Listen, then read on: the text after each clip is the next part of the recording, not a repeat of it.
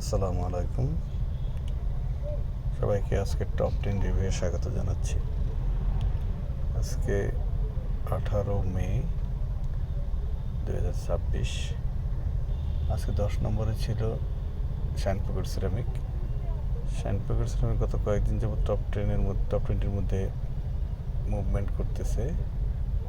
আজকে 1 কোটি share mature ছিল, সেখানে আজকে 48 লাখ শেয়ার ট্রেড হয়েছে, প্রাইস একটু কারেকশন হয়েছে। নবম অবস্থানে এনসিসি ব্যাংক, গতকালকে 1 নম্বর কন্ডিশনে ছিল।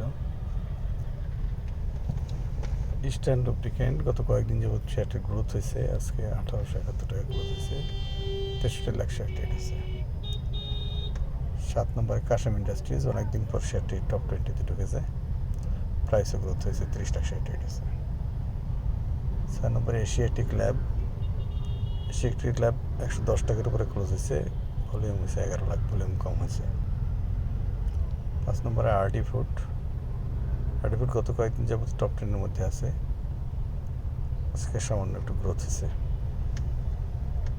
4 নম্বরে টেকনোট্রাক, গতকালকের প্রাইসটা ধরে রাখছে, আজকে সারাদিন অনেক ভালো প্রাইস গ্রোথের চেষ্টা করেছিল, পরে 41 টাকা 20 পয়সা গ্রোথ হয়েছে।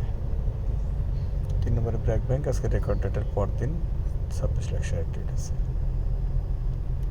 ডোমিনেজ তার অবস্থান 2 নম্বর ধরে রাখছে, 22 লাখ শেয়ার ট্রেড হয়েছে।